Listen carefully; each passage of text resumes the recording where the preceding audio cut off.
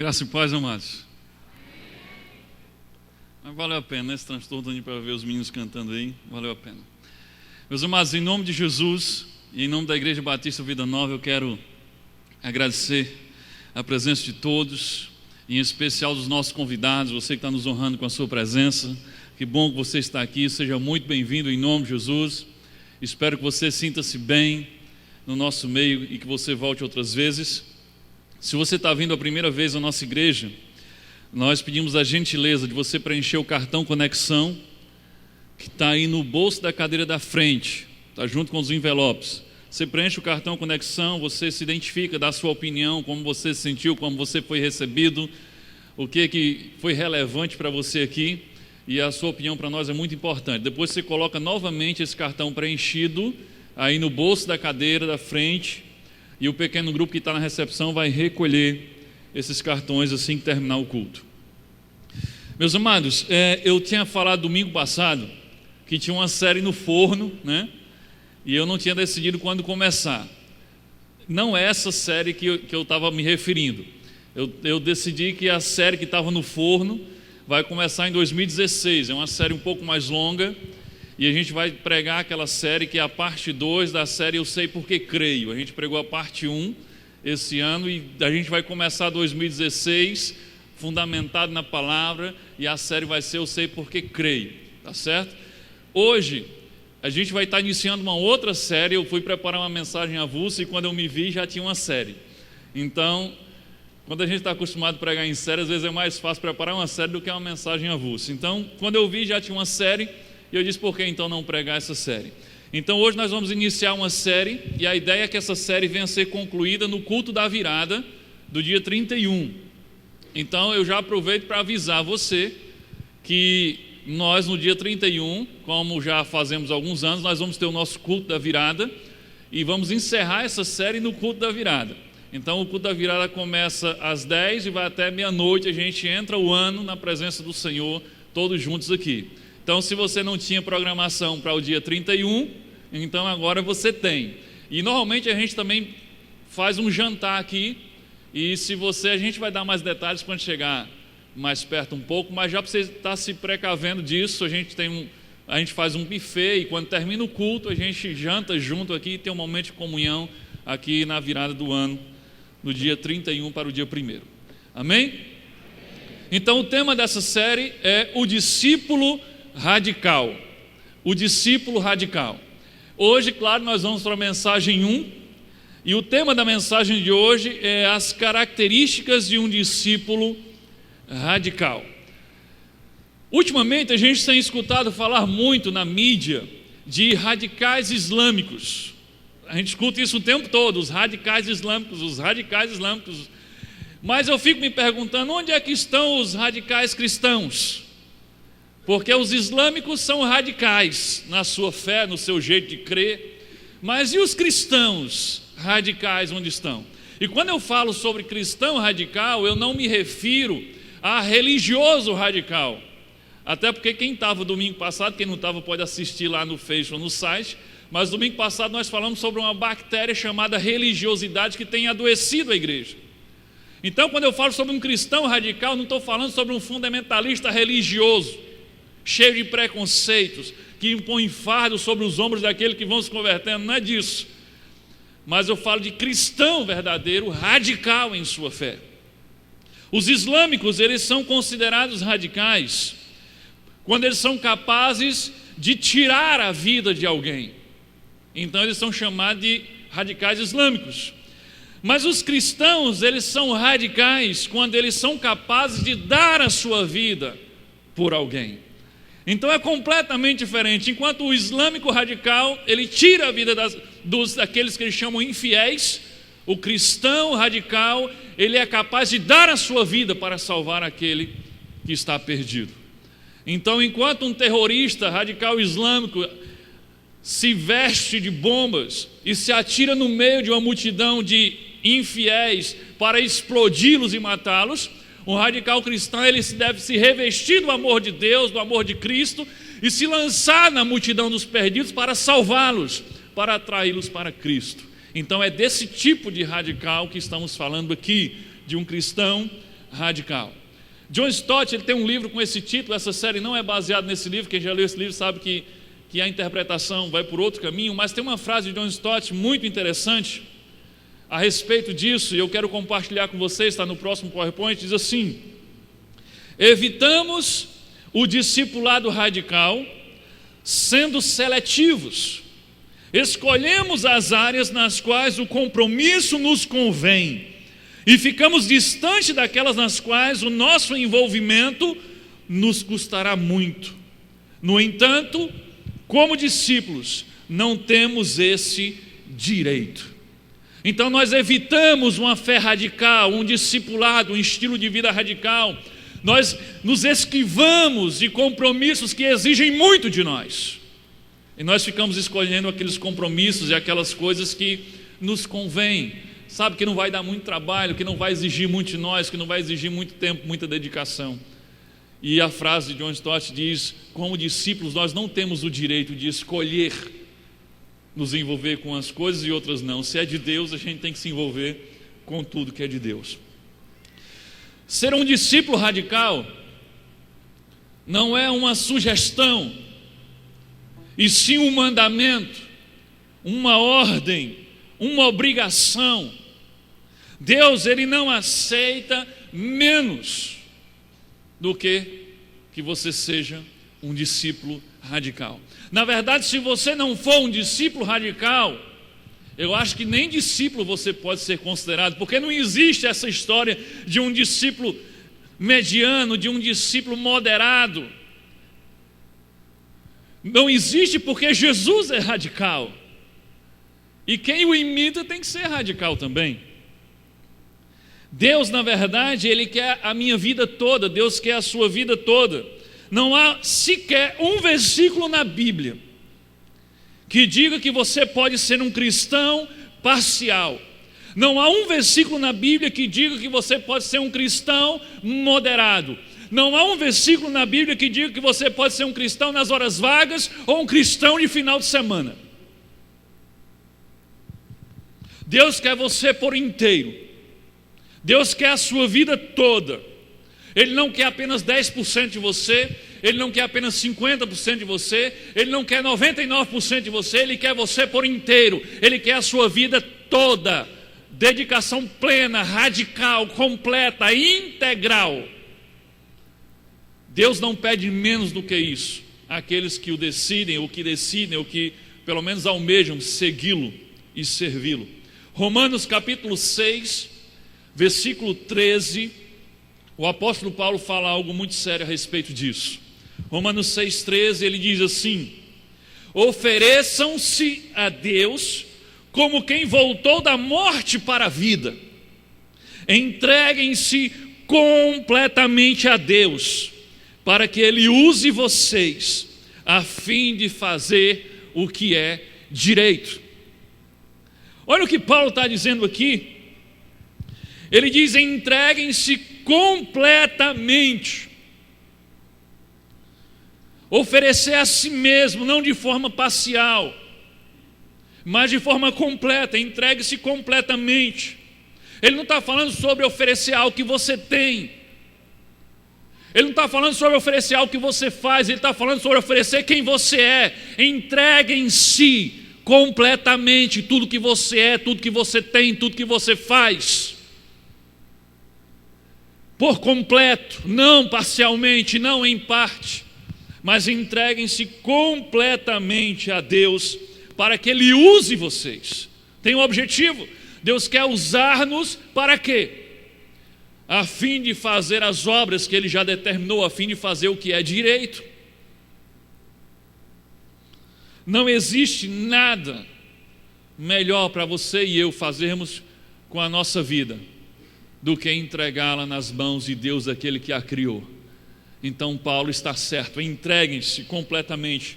E ele começa o texto dizendo: ofereçam-se como quem veio da morte para a vida. Se você estava morto e agora você foi ressuscitado, então é com essa gratidão de quem diz assim: ora, se o Senhor não tivesse me ressuscitado, eu não era ninguém, eu estava morto, então eu devo a vida Aquilo que eu falei na semana passada, nós já nascemos devendo a vida a Deus, e quando nos convertemos devemos a nossa salvação a Deus. Nós estamos devendo a Deus o tempo todo, e Paulo fala disso. É como alguém que tem uma dívida impagável, como alguém que foi ressuscitado da morte para a vida. É assim que você deve se entregar, completamente, como quem veio da morte para a vida. E tem uma outra frase muito interessante, dessa vez a frase de C.S. Lewis.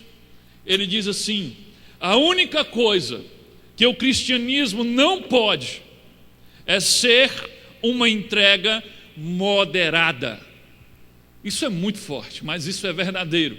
A única coisa que o cristianismo não pode é ser uma entrega moderada. Então, se Jesus é verdadeiro, se Jesus é quem ele diz que é, então ele merece tudo que eu sou e tudo que eu tenho, toda a minha vida por inteiro. Agora, se ele não é quem ele diz que ele é, se ele não é verdadeiro, então eu não deveria estar nem aqui, nem dando atenção ao que ele falou. Então, se você crê que Jesus é verdadeiro, se você crê que ele é quem ele diz que é, então ele merece nada menos do que a sua vida por inteiro. Cristianismo não pode ser uma entrega moderada. Olha só o que diz Marcos capítulo 12, versículo 33, na versão da Bíblia Viva, diz assim: o que é que o Senhor, o seu Deus, lhe pede, senão que tema o Senhor, o seu Deus, que ande em todos, não em alguns, em todos os seus caminhos, e que o ame, e que sirva ao Senhor, o seu Deus, de todo o seu coração e de toda a sua alma. Então o que é que Deus espera de nós? Ele espera isso. Olha de novo aparecendo aqui a palavra, a expressão todo. Aqui ele diz que sigamos, que caminhemos em todos os seus caminhos. Depois ele diz que você deve servi-lo de todo o seu coração. E depois ele diz de toda a sua alma. Isso é ou não é radical? Ele não pede algo parcial, ele pede algo completo. Todos os seus caminhos. Não é para você escolher, não é para eu escolher alguns caminhos. Aqueles que são mais confortáveis, aqueles que me interessam, aqueles que não me custam muito, aqueles que não dão muito trabalho, aqueles dos quais eu não me envergonho. Não, ele diz todos os caminhos. Ele diz, não é para eu servir com a dedicação mais ou menos, quando der vontade. Não, ele diz de todo o coração, com toda a nossa alma. Veja esse próximo versículo, Mateus capítulo 6, versículo 24. Esse é bem conhecido, Mateus 6, 24. Diz assim: ninguém pode servir a dois senhores, pois odiará um e amará o outro, ou se dedicará a um e desprezará o outro. Vocês não podem servir a Deus e ao dinheiro. O que Deus está dizendo aqui, o que Jesus está dizendo aqui, é que é impossível você ter duas prioridades, número um, na sua vida. É impossível você ter dois senhores, é impossível você ter duas coisas que são o número um na sua vida. Duas coisas ou duas pessoas ou duas situações que sejam o número um. Se você tem algo que é o número um na sua vida, então as outras coisas consequentemente vai ser o número 2, número 3, número 4, número 5. Você não pode ter dois número um. Você não pode ter duas prioridades número um. Há muitas coisas além do dinheiro. Jesus aqui fala do dinheiro, mas o princípio se aplica a qualquer outra coisa que tente tirar o número um de Deus. Há muitas coisas além do dinheiro que podem certamente empurrar Deus para fora do primeiro lugar da nossa vida. E o texto está dizendo que é impossível você ter Deus e mais outra coisa em primeiro lugar na sua vida. Muitas outras coisas podem empurrar Deus do primeiro lugar. O seu trabalho pode estar empurrando Deus do primeiro lugar da sua vida. Os seus hobbies, os seus passatempos podem estar empurrando Deus do primeiro lugar da sua vida. O seu namoro pode estar empurrando Deus do primeiro lugar da sua vida. A sua família pode estar empurrando Deus do primeiro lugar da sua vida. E Jesus certa vez disse que aquele que amar pai, mãe, filho, irmãos mais do que a mim não é digno de mim. Ele está dizendo que ele não aceita dividir o primeiro lugar da sua vida com outra pessoa, com outra coisa, com qualquer outra situação. Portanto, a verdadeira questão aqui é: o que é que vai ocupar o primeiro lugar na minha vida e na sua vida? O que é que vai ser o meu primeiro alvo? O que é que vai ser a minha prioridade? A minha prioridade, o meu alvo número 1 vai ser o quê? Construir e consolidar a minha carreira profissional. O meu alvo número 1 vai ser o quê? Garantir a minha aposentadoria. A minha prioridade número 1 vai ser o quê? Manter a minha forma física, cuidar da minha saúde. Qual vai ser a sua prioridade número 1? Você não pode ter duas, você não pode ter Deus e outra. Deus precisa ser a sua prioridade número 1. Certa vez, num episódio muito conhecido, que ficou conhecido como o episódio do jovem rico,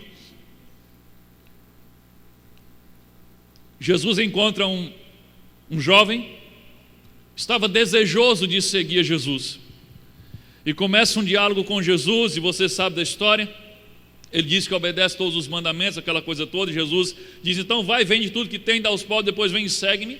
E o que é que ele disse para Jesus? Ele disse: Senhor. Quando Jesus disse que ele tinha que abrir mão de tudo que ele tinha, Jesus já descobre que ele não seguia os mandamentos como dizia, porque o primeiro mandamento é amar a Deus acima de todas as coisas.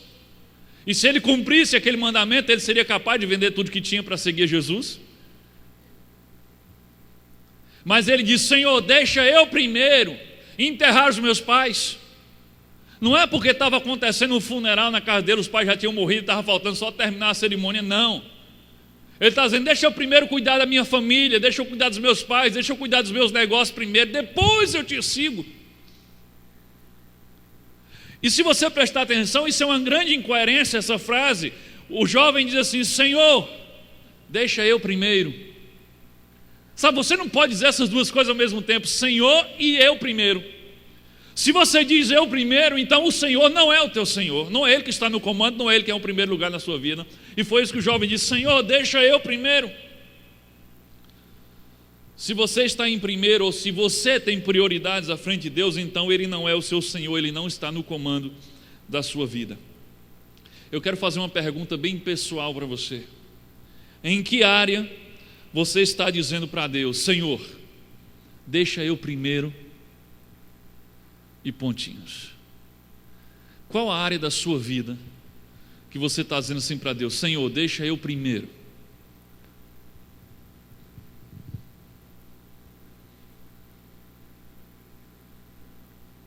Senhor, eu vou viver para o Senhor, eu vou te seguir todos os seus caminhos, eu estou falando que eu vou, mas deixa eu primeiro encontrar alguém para casar,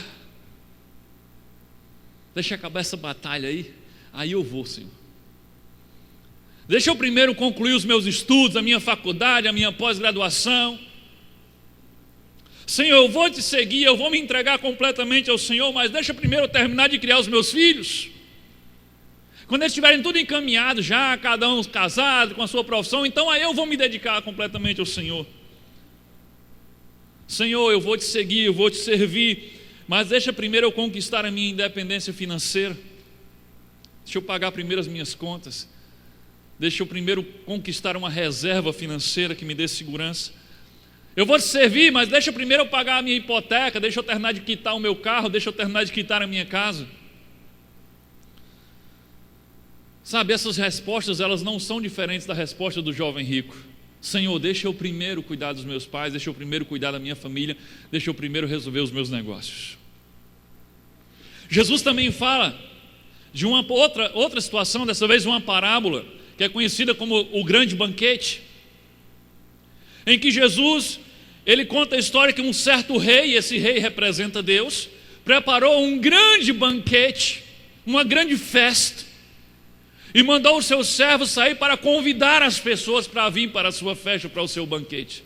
Eles não pagavam nada, era tudo de graça, era para vir para o banquete do rei. Era um privilégio que ninguém poderia imaginar receber. Mas a parábola diz que os servos do rei, quando encontraram alguns homens, cada um foi dizendo não, porque tinha algo que era prioridade.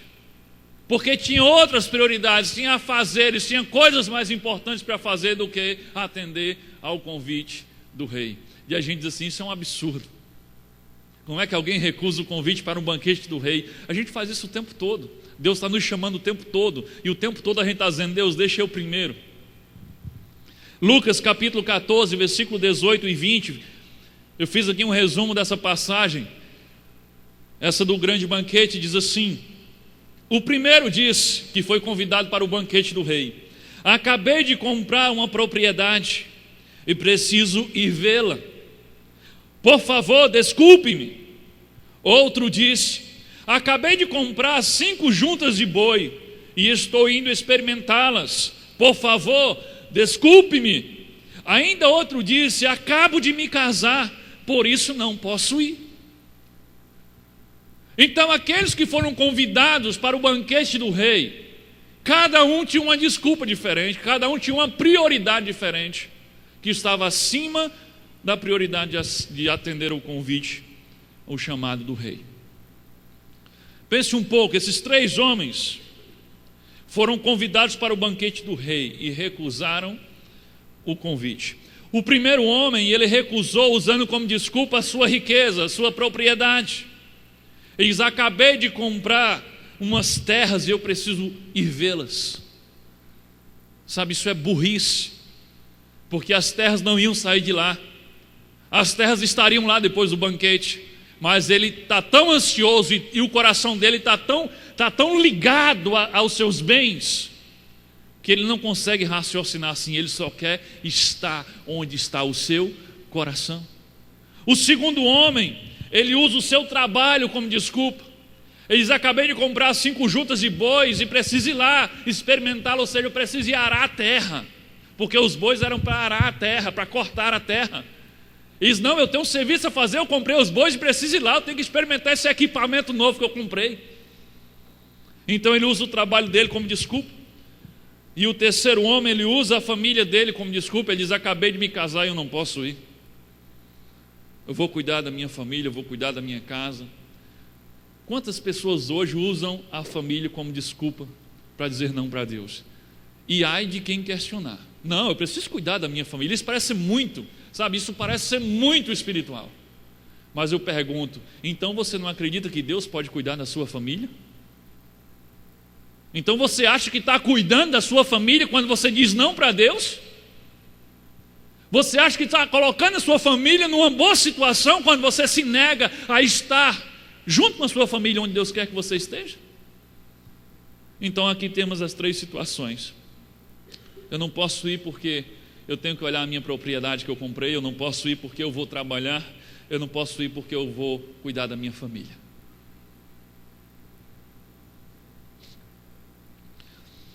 Então aqui vem a pergunta para você: que desculpa você está apresentando a Deus para se colocar em primeiro lugar?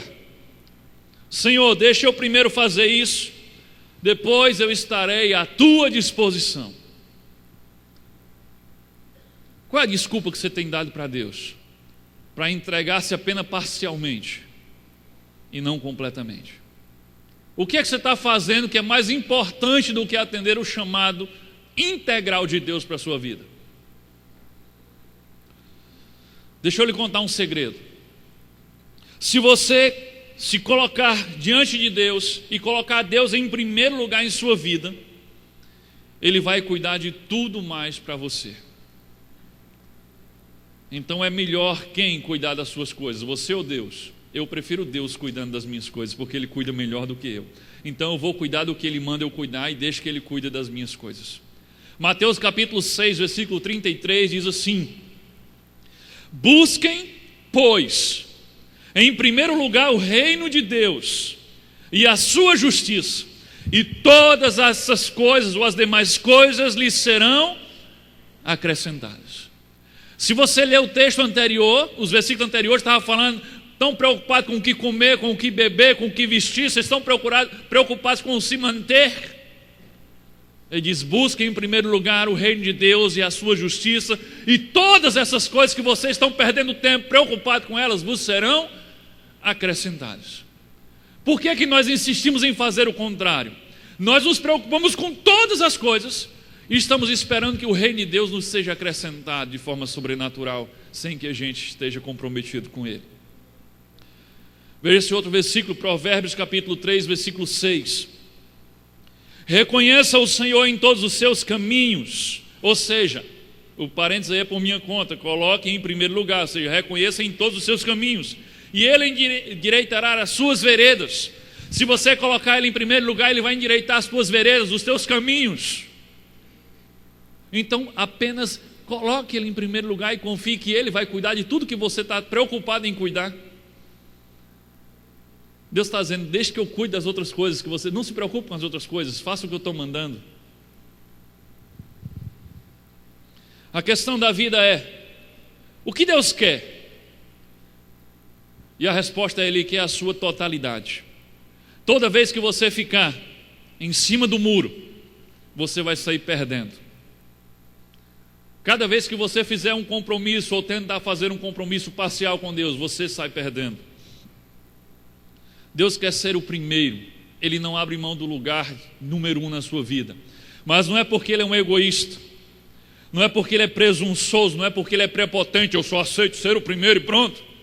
Não, Deus quer ser o primeiro lugar da sua vida, porque só assim Ele pode te abençoar, só assim Ele pode cuidar de você, só assim Ele pode dirigir a sua vida, só assim Ele pode levar você para onde Ele quer levar, que é o melhor lugar de todos. Não existe, diga assim para quem está do seu lado, não existe um melhor lugar do que o centro da vontade de Deus. Diga aí.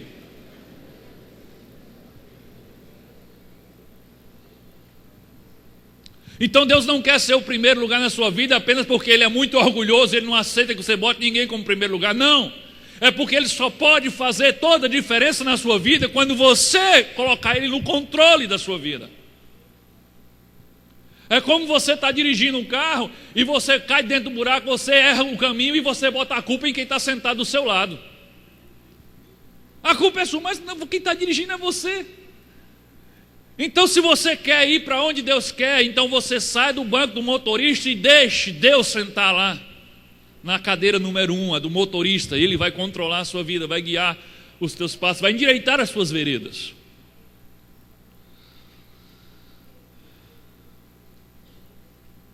Olha o que a Bíblia diz em 2 Coríntios capítulo 13, versículo 5. É isso que nós queremos fazer essa noite.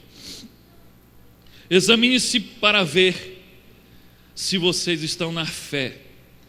Provem-se a si mesmos. Então, à medida que falamos aqui sobre ser discípulo radical ou não, eu não quero que você use a pá. Sabe como é usar a pá, né? A pá você faz assim, ó.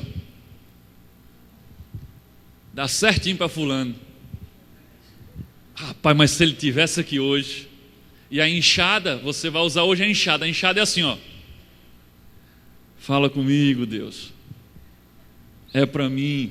Então não usa a pá. Usa a enxada. Examine a você mesmo.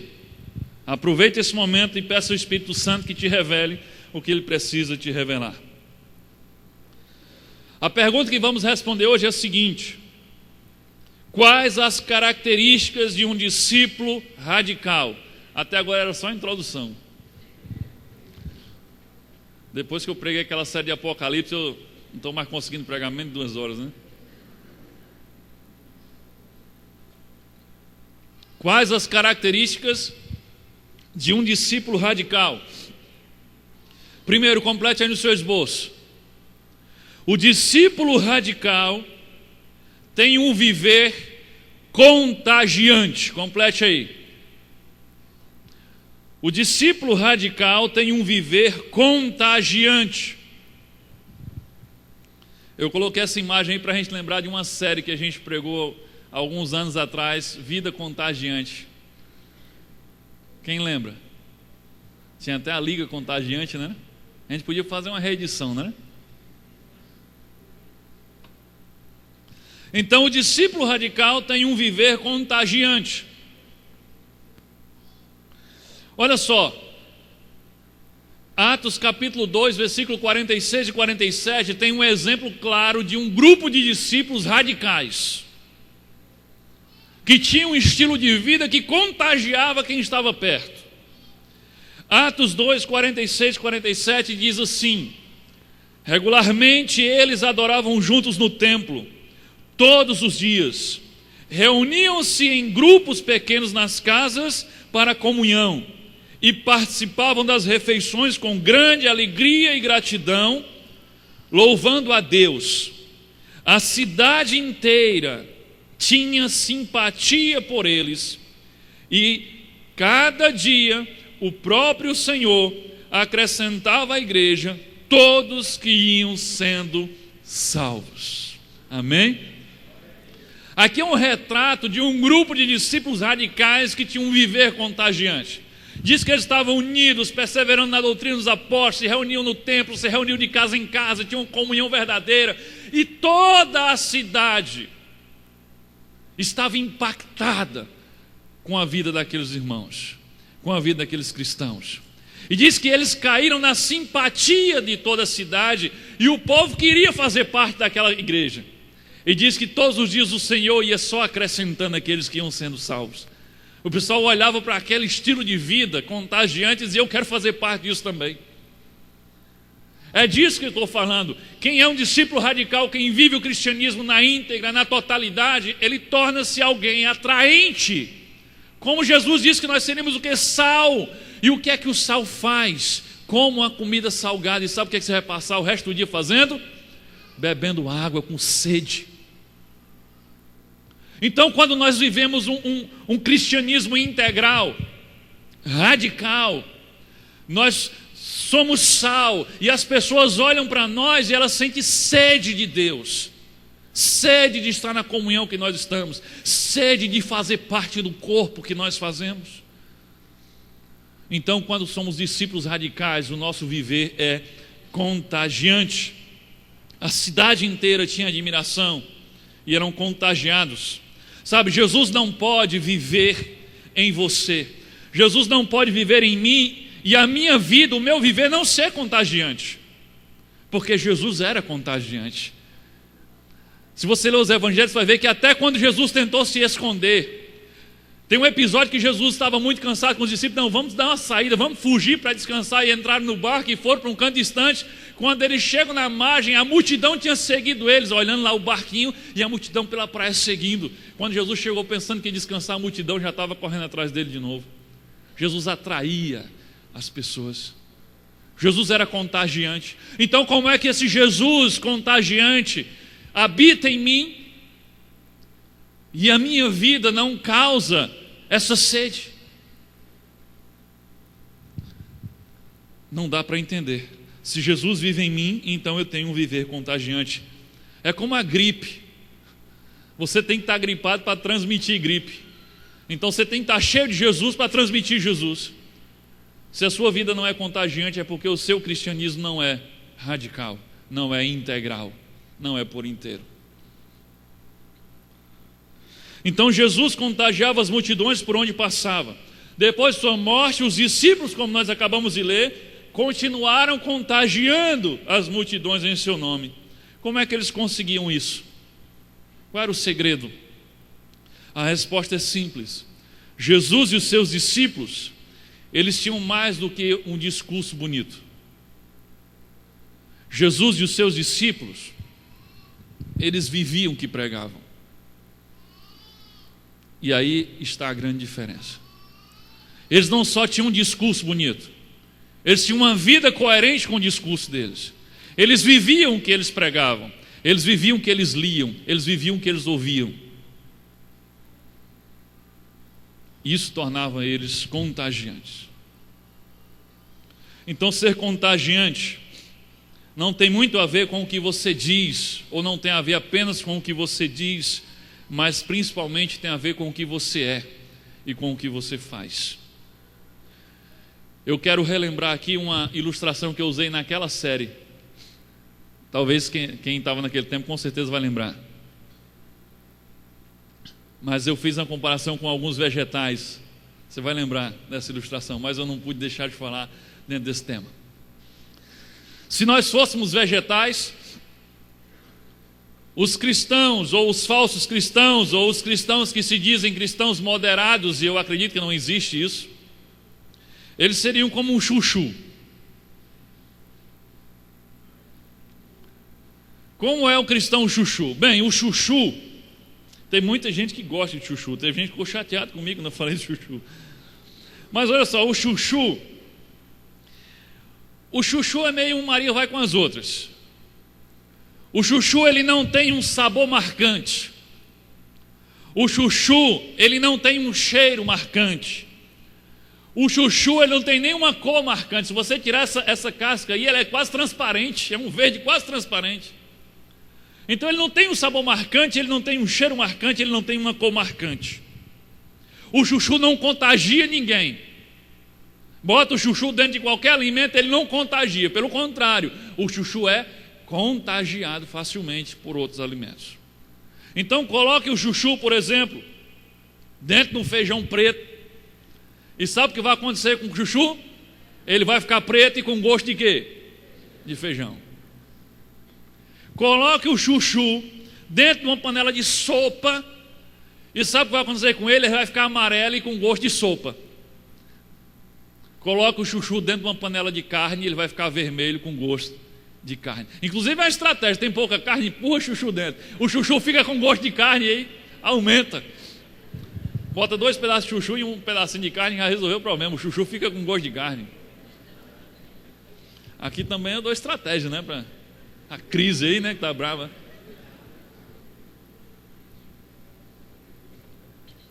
Então o chuchu representa esse cristão de entrega parcial. Onde ele chega, ele se molda ao ambiente, se molda às pessoas de onde ele chega. Ele não tem um cheiro nem um sabor forte o suficiente para influenciar.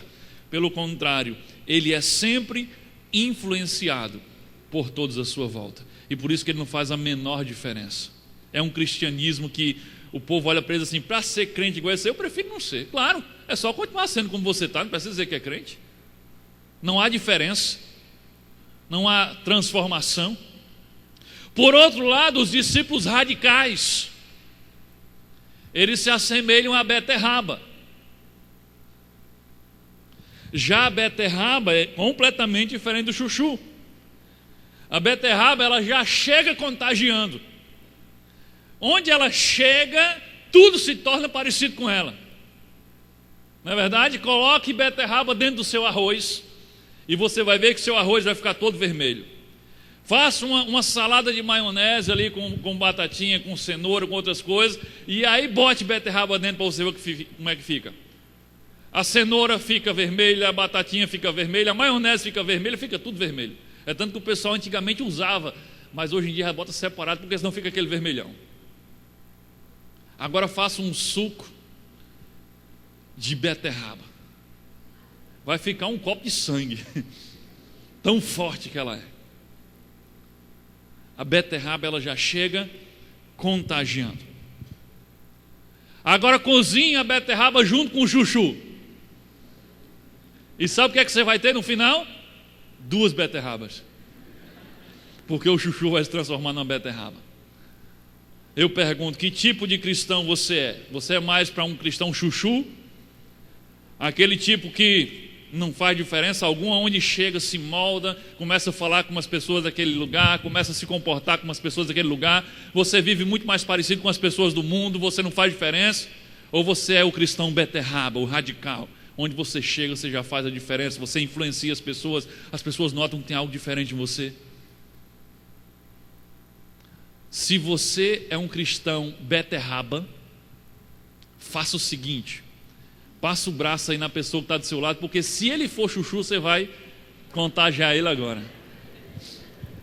Na dúvida, passa, porque vai que ele é um chuchu.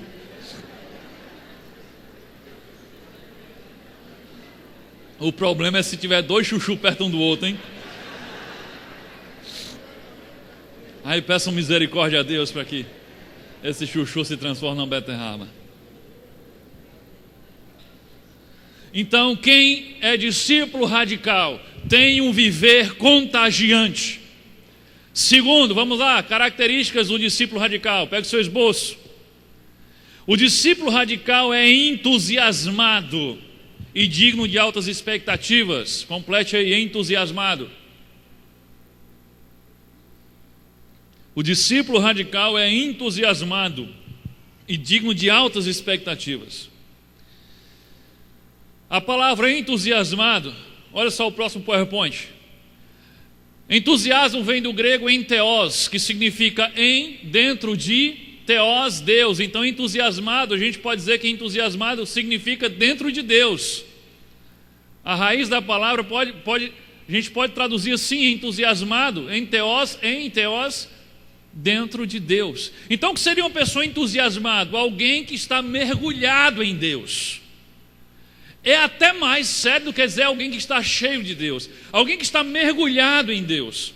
É como você pegar uma garrafa, abre a garrafa, ela está vazia, e você coloca ela dentro de um tambor de água. O que vai acontecer com essa garrafa? Ela vai ficar revestida, envolvida com água por dentro e por fora. Então, entusiasmado é alguém envolvido com Deus, com os projetos de Deus, com a vontade de Deus, envolvido, mergulhado completamente em Deus. Então é desse tipo de entusiasmo que eu estou falando. Estou falando de entusiasmo de fogo de palha, não. É alguém que está envolvido completamente com Deus por dentro e por fora. E alguém entusiasmado, envolvido completamente com os projetos de Deus, é alguém digno de altas expectativas. Muitos cristãos são irrelevantes porque simplesmente, em vez de estarem cheios de Deus e envolvidos, mergulhados em Deus, eles estão envolvidos em si mesmos e cheios de si mesmos. E a matemática é muito simples. Quanto mais cheio de você, menos de Deus você tem. Você não pode encher o mesmo recipiente com duas coisas ao mesmo tempo. Se você quer se encher de Deus, então você tem que se esvaziar de si mesmo. Então tem muito cristão que tem sido irrelevante, porque em vez de estar cheio de Deus, está cheio de si. E você precisa se esvaziar de si para se encher de Deus. E aí entra a segunda parte. O que esperar de alguém entusiasmado? O que esperar de alguém que está envolvido, mergulhado em Deus, por dentro e por fora? Aí nós esperamos muito, altas expectativas, alimentamos altas expectativas. Por quê? Porque a cabeça e o coração de alguém que está entusiasmado, mergulhado em Deus, envolvido com tudo que é de Deus, é uma cabeça e um coração que não para de fervilhar de ideias, de sonhos, de projetos para melhorar a si mesmo, para melhorar a sua família, para melhorar seu ministério, para melhorar a sua igreja, seu pequeno grupo, seu trabalho. Alguém que está envolvido com Deus por dentro e por fora, ele não para de pensar em como pode fazer melhor e como pode fazer mais, como pode ser melhor também e como pode ajudar os outros a serem assim também. Não existe mesmice, não existe monotonia, não existe tédio na vida de um discípulo radical. Porque o discípulo radical, ele está sempre atento, procurando entender e ver onde Deus está agindo, e ele se joga lá. Assim como um surfista fica ali no mar, ali em cima da prancha, só esperando o quê? A hora da onda surgir. Quando a onda surge, ele corre para ela. Na verdade, ele nada para ela. Então assim é o cristão radical, é o discípulo radical. Não existe tédio, não existe mesmice, porque ele está sempre se envolvendo. Ah, Deus está fazendo isso, eu quero fazer parte. Ah, Deus está mandando para ele, eu quero ir também. Ele está sempre buscando onde Deus está agindo para ele se juntar a Deus. O cristão carnal, ele fica: Deus, vem fazer alguma coisa aqui. Deus, abençoa isso que eu estou fazendo aqui. O cristão radical, o discípulo radical, ele se envolve com aquilo que Deus está fazendo. Então quer transformar a sua vida numa grande aventura, quer sair da mesmice, do tédio, então diga sinceramente para Deus assim: Senhor, eis-me aqui, envia-me a mim. O que o Senhor tiver para mim, eu quero, eu estou dentro. Agora diga isso de todo o seu coração. E sabe o que vai acontecer? A sua vida vai se transformar numa grande e emocionante aventura espiritual. Não tem mesmice, não tem tédio na vida do cristão radical, do discípulo radical. Terceira característica, pegue o seu esboço. O discípulo radical tem um propósito claro. O discípulo radical tem um propósito claro.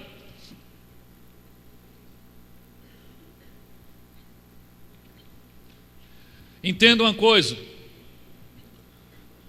Um dos papéis que o diabo tem desempenhado é fazer você acreditar que não existe um propósito para a sua vida, que não existe um sentido para a sua vida, que não existe uma missão nem uma vocação para a sua vida.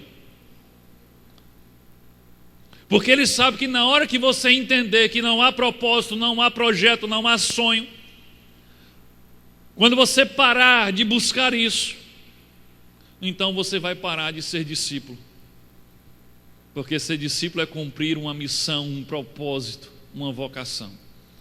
Então, quando você acreditar que não existe um propósito para você, não existe uma missão de Deus para você, não existe uma vocação de Deus para você, então ele terá conseguido apagar, anular completamente o teu efeito sobre a terra. Ele pode até não levar você para o inferno, porque se você entregou a sua vida a Jesus, ele não pode tirá-lo das mãos de Jesus, mas ele pode fazer com que sua vida aqui não faça a menor diferença para a vida de outra pessoa. Ninguém é atraído, ninguém é contagiado, ninguém é influenciado por pessoas sem propósito. Ninguém é atraído ou influenciado por pessoas sem missão, sem um sonho, sem uma vocação. Ou você se sente atraído, entusiasmado, motivado por alguém assim, sem objetivo nenhum na vida, que não sabe onde quer chegar, que chega aos 40 anos perguntando o que é que vai ser quando crescer. Ninguém é influenciado por esse tipo de pessoa. Deus trouxe você aqui hoje para dizer uma verdade a você, e a verdade é: existe um propósito para a sua vida. Você pode dizer para quem está ao seu lado: existe um propósito para a sua vida. Deus tem uma missão para você, Deus tem um sonho, Deus tem um projeto para a sua vida. Ele não fez você por acaso. Você não está a passeio, você não está sem sentido aqui. Efésios capítulo 2, versículo 10 diz assim: porque somos criação de Deus, realizada em Cristo Jesus, para fazermos boas obras. Que boas obras? As quais Deus preparou antes de quê? Da criação do mundo, para nós as praticarmos. Você está entendendo a profundidade disso? Nós somos uma criação de Deus realizada em Cristo Jesus, com um objetivo. Por que que Deus salvou você através de Cristo? Porque Ele tem uma missão para você, Ele tem obras para você fazer, Ele tem um trabalho para você fazer. Ele diz para executarmos, para fazermos as boas obras, aquelas que Ele planejou antes de você nascer, para que você fizesse. Então Ele tem um trabalho para você, Ele tem uma missão para você, Ele tem uma vocação para você, Ele tem um propósito para você. Ele não salvou você à toa. É o que eu digo sempre aqui: se o objetivo fosse apenas salvar você, na hora que você aceitou a Cristo, você caía morto e ia direto para o céu. Mas se Ele deixou você aqui, é porque Ele tem algo para você fazer enquanto você está aqui. Existe uma vocação, um chamado, um propósito.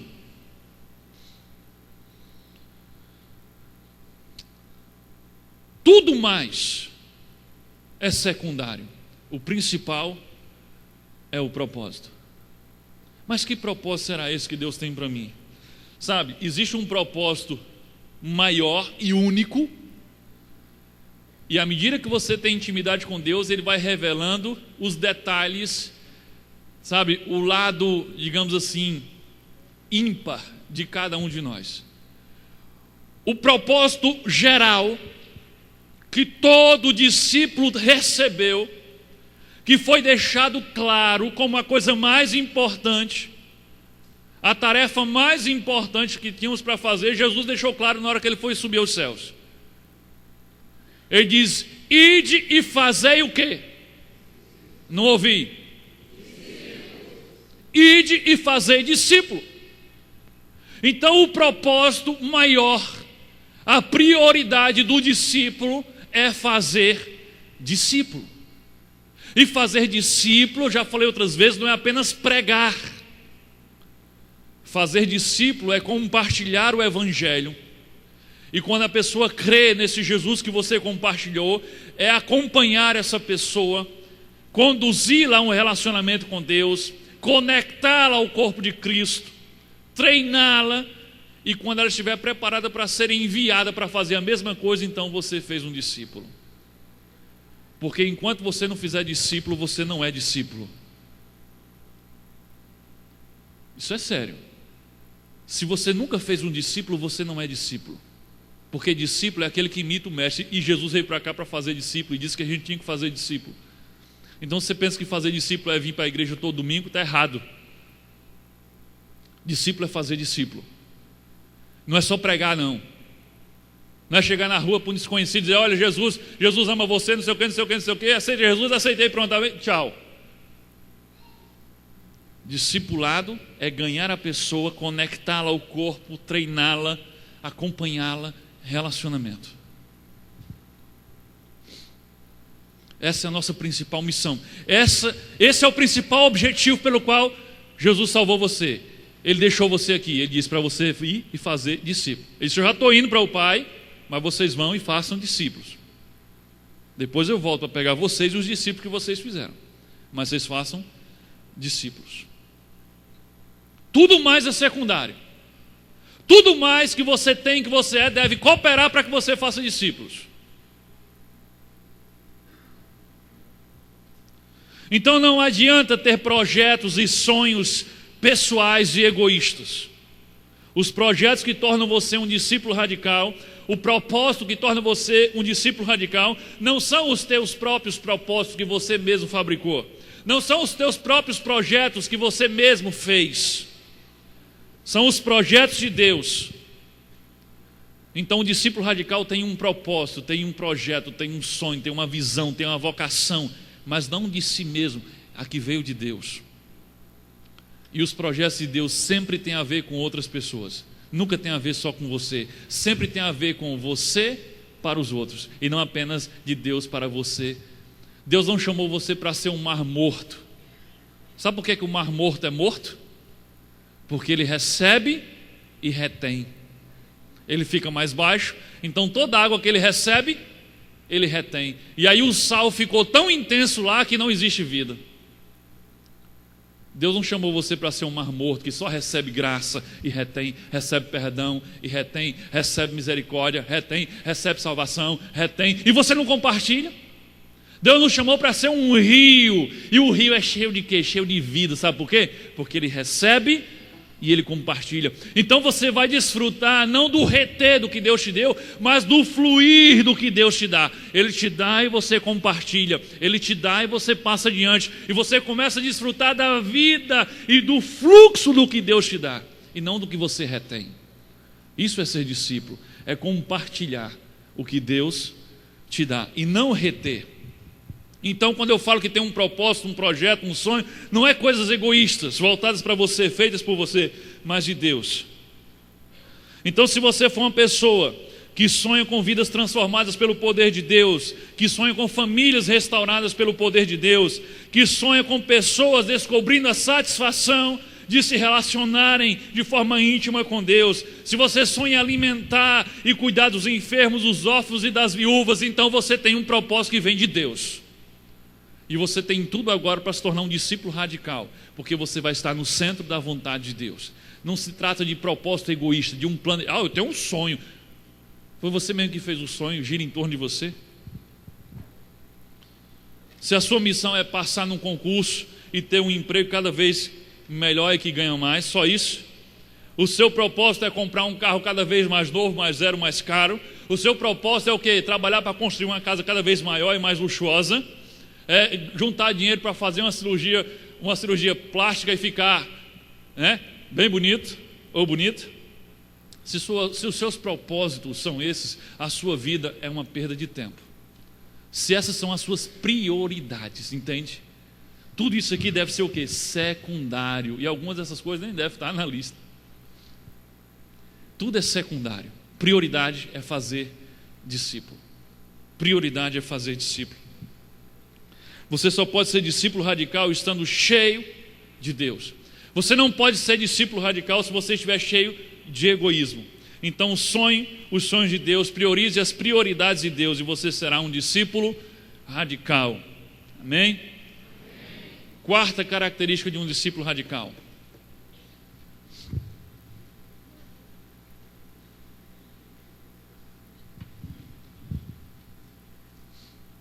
O discípulo radical produz resultados excepcionais.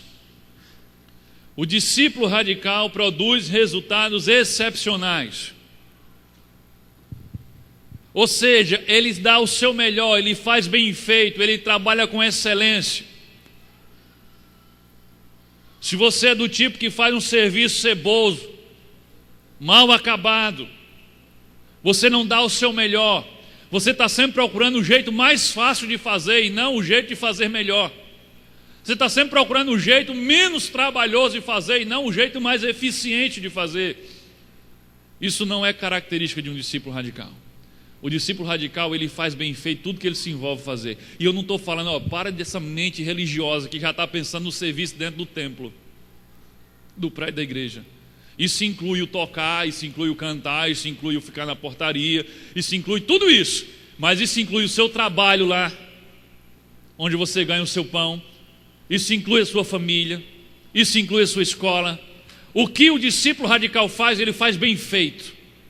No que ele se envolve, ele faz bem feito, ele dá sempre o seu melhor, ele chama atenção pela qualidade do seu serviço, pela qualidade do que ele faz. Ele glorifica a Deus com a qualidade do que ele faz. O seu serviço, ou o resultado, a qualidade do que você faz, glorifica a Deus? Ou envergonha a Deus? Quem fez isso aqui? Foi o irmão. Isso glorifica a Deus? Ou é um negócio ceboso? Sabe qual é o segredo da excelência no serviço do discípulo radical? Não esquece, pare de pensar com a mente religiosa. O serviço é tudo que você faz em qualquer canto.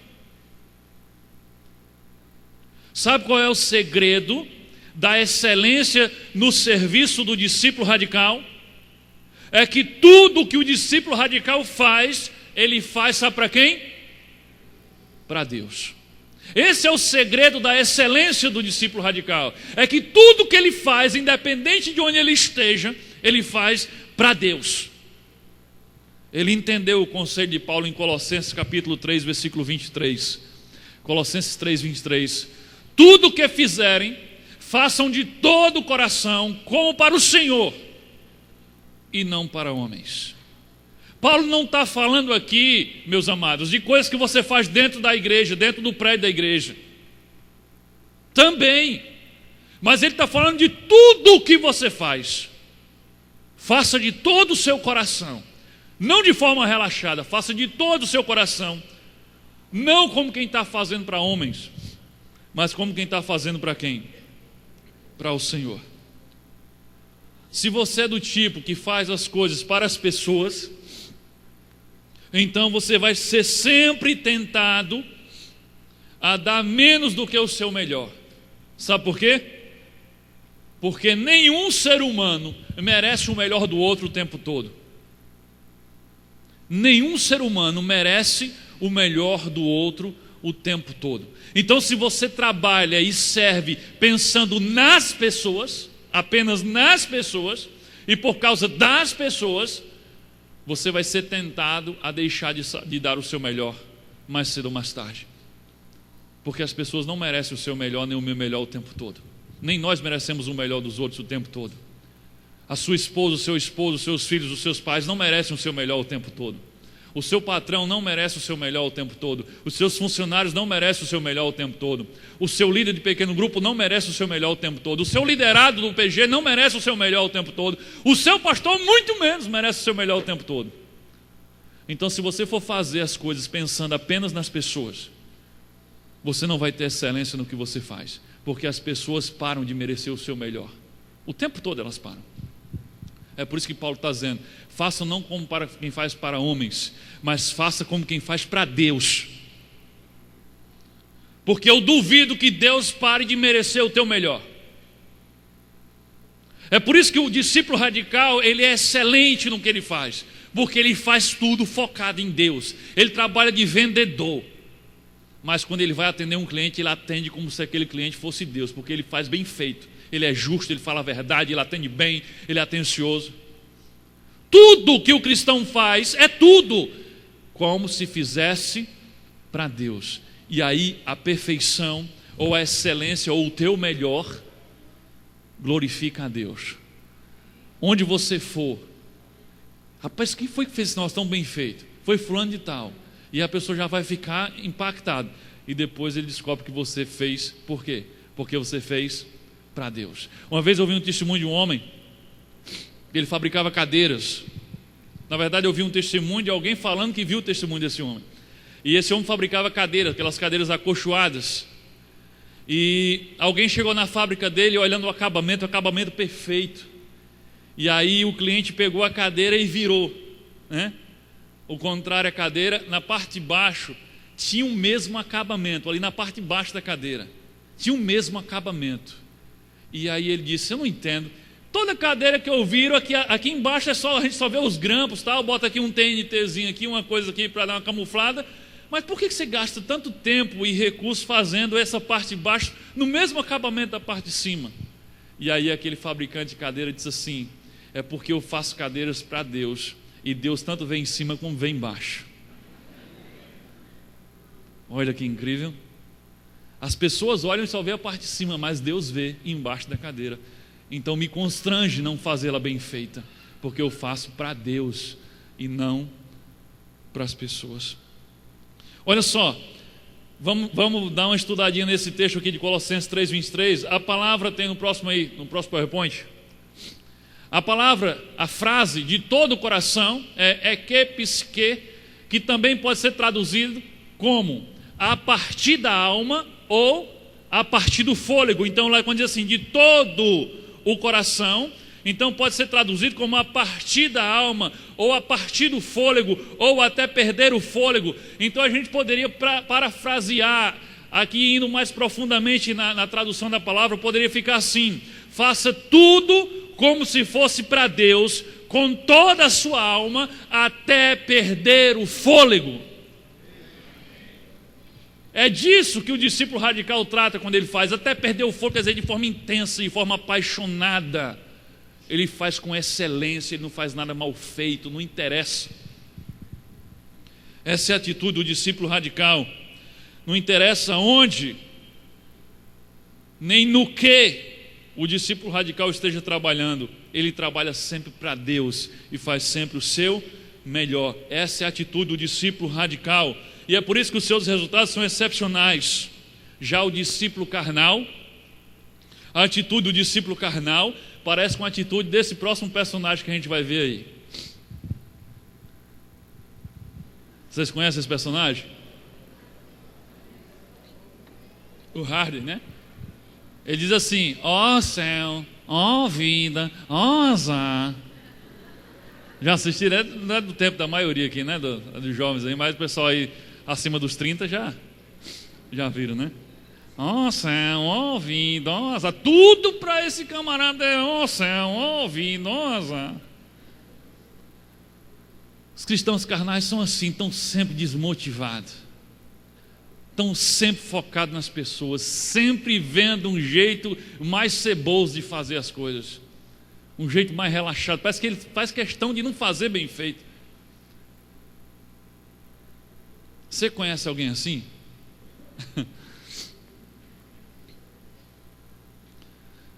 Então não é de admirar que o resultado das coisas que essas pessoas fazem seja medíocre, porque elas não fazem para Deus, e por isso que elas são tão desanimadas, por isso que elas fazem as coisas tão relaxadas, porque se ela fizesse como aquele fabricante de cadeiras, ela fazia o melhor, porque ela estava fazendo para Deus. Para quem você está trabalhando? Pensa nisso, para quem você está trabalhando?